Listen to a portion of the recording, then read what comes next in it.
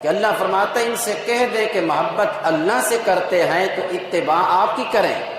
جب آپ کی اتباع کریں گے تو یہ اس درجے سے اوپر والے پہ چلے جائیں گے، پھر یہ محب نہیں رہیں گے بلکہ اللہ خود ان کا محب ہو جائے گا۔ محبت کے بدلے میں محبت ہو گئی، لیکن اللہ فرماتا ہے کہ چونکہ اتباع آپ کی کر رہے ہیں تو یہاں جزا ایک نہیں ہونی چاہیے، جزا میں اضافہ ہونا چاہیے۔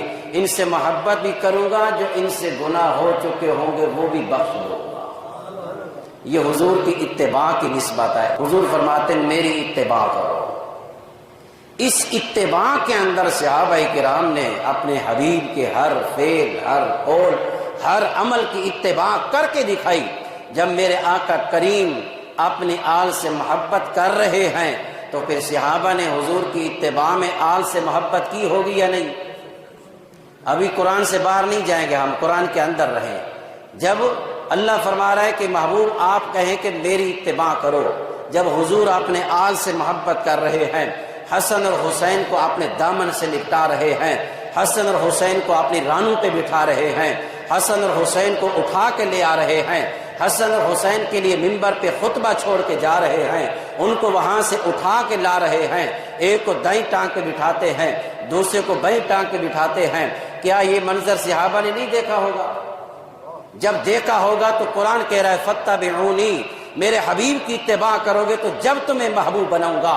قرآن یہ بتا رہا ہے کہ قرآن کے ہر فیصلے پر، ہر عمل پر سب سے پہلے صحابہ نے عمل کر کے دکھایا۔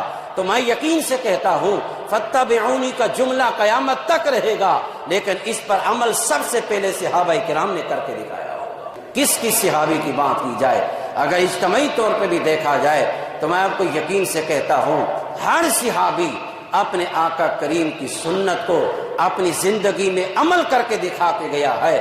یہ کیسے ہو سکتا ہے کہ ایک وہ سنت ہے جو حضور نے مسجد کے اندر نماز کی حالت میں کی ہو، صحابہ اس کو ادا کر رہے ہیں، ایک وہ سنت ہے جس کو حضور نے راستے کے اندر ادا کیا ہو، صحابہ اس پہ بھی عمل کر رہے ہیں، ایک وہ سنت ہے جس کو حضور نے اپنے گھر کے اندر ادا کیا ہے، صحابہ اس پہ بھی عمل کر رہے ہیں، ایک وہ سنت ہے جو ہجرت سے پہلے کی ہے، صحابہ اس پہ بھی عمل کر رہے ہیں، ایک وہ سنت ہے جو ہجرت کے بعد کی ہے، صحابہ اس پہ بھی عمل کر رہے ہیں۔